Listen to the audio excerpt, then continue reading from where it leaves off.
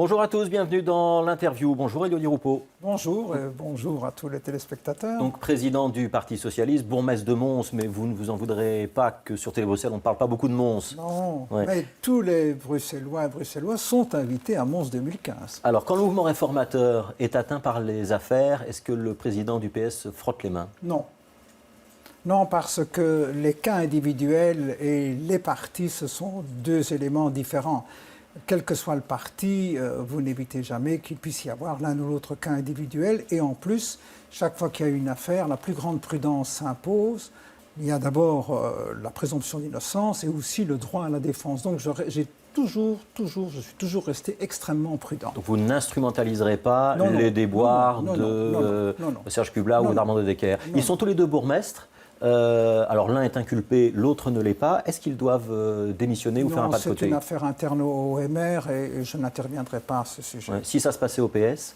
Écoutez, nous avons eu des inculpations. Alors on a chaque fois analysé cas par cas la situation, mais ce n'est pas parce qu'il y a inculpation, et même en ce compris incarcération provisoire, que ça veut dire culpabilité. Il faut attendre que l'instruction se termine et puis que les juges assis décident. On peut être bourgmestre et continuer à exercer un mandat aussi important alors qu'on est sous le coup d'une inculpation et que l'image est écornée? Ce sont deux domaines différents. L'inculpation est un acte technique dans les procédures judiciaires et être bourgmestre, c'est la personne elle-même qui doit pouvoir décider si oui ou non elle a la capacité, la possibilité d'exercer sa fonction. Et donc, chaque fois, chaque cas est différent et il faut travailler avec beaucoup de discernement. Il n'y a pas eu une règle à un moment au PS où si on était inculpé, on devait faire un pas de côté? Non, il y a, certains ont pu le dire, mais certainement pas chez moi. Ce sont des procédures particulières.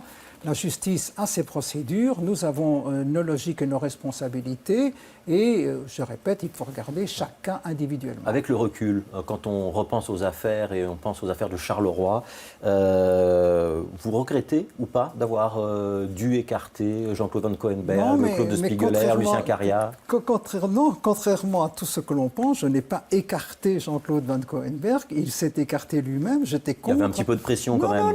Non, c'est le contraire de la vérité, j'étais contre sa démission, je n'avais pas d'éléments pour qu'il démissionne. Mais Vous étiez contre sa démission? Oui, bien sûr. Vous lui avez demandé de rester? Oui, bien sûr, je lui avais demandé de rester et de patienter et de voir ce qui allait se produire et permettre à l'enquête de poursuivre. Bon, voilà, aujourd'hui, vous voyez, ce n'est pas encore dénoué, on verra les résultats finaux.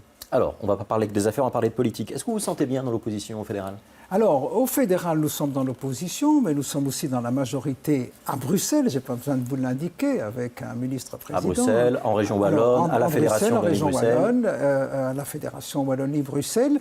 Et nous sommes essentiellement dans l'opposition fédérale, un parti de proposition. Vous l'avez vu, on a proposé que l'on évolue notamment sur le fait qu'il y ait des travailleurs qui viennent du sud et de l'est de l'Europe et qui sont parfois utilisés chez nous pour 4 à 5 euros l'heure.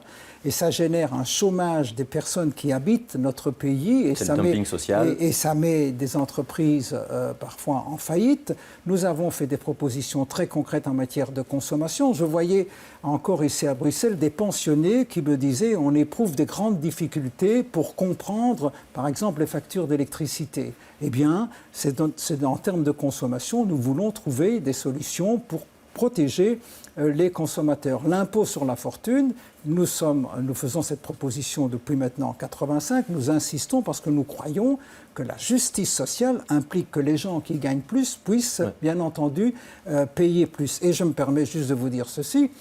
Le gouvernement fédéral, nous le critiquons, Laurette est d'ailleurs chef de file avec les parlementaires, mais par exemple, prenons les pensionnés. Ce qu'on ne sait pas, c'est que l'impôt sur les pensionnés, à cause du gouvernement Michel, sera plus important. Ce sont des choses que nous devons expliquer.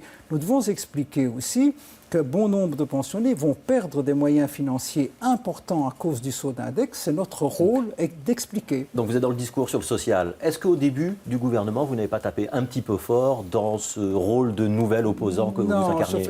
Je crois aussi que c'est une image que l'on a donnée. Moi, j'étais présent, notamment à la première séance. Il y avait le CDH, Écolo, Groen, le SPA et le PS, qui n'est absolument pas... Il n'y a pas eu qu'une seule séance, non, mais il n'y a pas eu... Vous ne me l'avez jamais dit, on va faire beaucoup de bruit, on va taper fort, et la situation va être intenable, on va finir par me rappeler. Non, pas du tout. Non, on n'est pas du tout dans cet état d'esprit. Nous sommes dans l'état d'esprit où le gouvernement doit modifier sa politique parce que ce gouvernement porte atteinte d'abord aux gens qui cherchent de l'emploi et qui vraiment désespèrent de trouver un emploi, touche vraiment directement les pensionnés, touche les travailleurs pour faire la part belle aux actionnaires, aux grands patrons, et notre rôle est de le dénoncer. Mais nous ne nous sommes jamais dit on va faire tomber le gouvernement. Nous sommes dans un état d'esprit où on veut que la politique du gouvernement puisse se modifier. Et vous allez réussir à influer? Mais nous continuerons, c'est notre rôle. C'est un gouvernement de centre-droit ou pas? Et nous, plaît-il? C'est un gouvernement de centre-droit? Non, c'est un gouvernement de droite. Et c'est une droite comme on n'a jamais eu, parce que même quand c'était le gouvernement Martens-Gold, il y avait à l'époque le PSC avec son aile gauche et son aile droite ici. C'est un gouvernement où seul le CDNV pourrait avoir une mini-aile gauche, mais qui n'existe pour ainsi dire pas. On entend pourtant beaucoup Chris Peters. Oui, pour le moment. Il est en train de faire revenir le gouvernement sur l'exclusion des chômeurs, qui est un membre de la famille malade. Eh bien, mais nous le soutenons dans cette voie. Hein, mais il a accepté dans l'accord du gouvernement des choses qui sont véritablement insupportables. Il y a des contacts entre vous et le CDNV ou pas? Non, dans l'état actuel des choses, il n'y en a pas, mais je n'ai aucune difficulté avec aucune formation politique démocratique. En termes de personnes, je respecte tout le monde, mais je conteste bien entendu les politiques menées par ce gouvernement Michel. Alors, vous avez annoncé un chantier des idées. Oui. Ce sera lancé le mois prochain à Liège. C'est quoi l'idée? C'est réunir des gens pour discuter? Non, c'est très simple. Donc, la société a beaucoup changé ces 10 dernières années, même ces 5 dernières années, sur le plan européen, sur le plan du monde de la finance, sur le plan numérique. Il est de notre responsabilité de nous renouveler en termes de méthodologie, en termes de modalités d'action. Les valeurs du Parti socialiste, les valeurs d'égalité, de solidarité, de liberté, nos idéaux restent entiers, mais la manière avec laquelle nous abordons la réalité doit être différente et adaptée aux réalités d'aujourd'hui parce que nous voulons les transformer.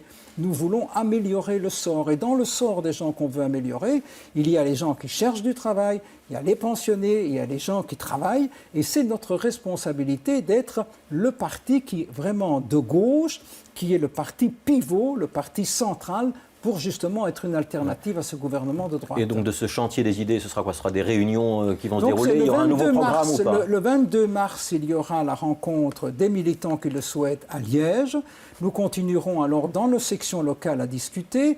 Nous aurons aussi des colloques d'experts. Mais donc ça veut dire que c'est réservé à ceux qui sont membres du Parti socialiste? Dans l'état actuel des choses, ce sont les affiliés du Parti socialiste, mais les colloques sont ouverts à tout qui veut venir, et en particulier aux progressistes, parce que nous sommes aussi un grand parti, mais un parti qui veut rassembler autour de lui des progressistes, tout en permettant à ces progressistes de rester, bien sûr, dans leur parti, dans leur syndicat. Mais je pense que la gauche a besoin de se rassembler, notamment par rapport à la politique de droite que nous connaissons actuellement. Quand Marc Goblet, patron du syndicat socialiste FGTB, dit le parti n'écoute plus assez ses militants, il a raison? Oui, mais donc je pense qu'il y a... Vous êtes devenu un peu un parti technocratique? Non, pas du tout, mais moi je peux comprendre ce que Marc Goblet dit. D'ailleurs, nous sommes amis. Et je lui ai dit que nous écoutons ces critiques et que ma principale préoccupation, dès que je suis revenu au parti, ça a été justement de relancer, de faire en sorte qu'il y ait, qu'on consolide davantage le contact avec les militants, et non seulement avec les militants, mais être beaucoup plus visible avec les citoyens. Quand le PTB, Parti Travail de Belgique, obtient des députés dans les assemblées, qu'il tient un discours plus à gauche que vous, qu'il recrute beaucoup de syndicalistes, qu'il travaille avec les syndicats, ça vous rend un peu jaloux? Nous travaillons avec les syndicats à tous les niveaux et nous continuerons à travailler avec la FGTB d'abord, mais avec les syndicats d'une manière générale. Et puis, vous savez, le PTB a un chef de file qui est très médiatique, mais je vais vous dire ceci. L'OCDE, par exemple, a examiné l'évolution des inégalités. Un peu partout, les inégalités ont augmenté, sauf en Belgique. Pourquoi?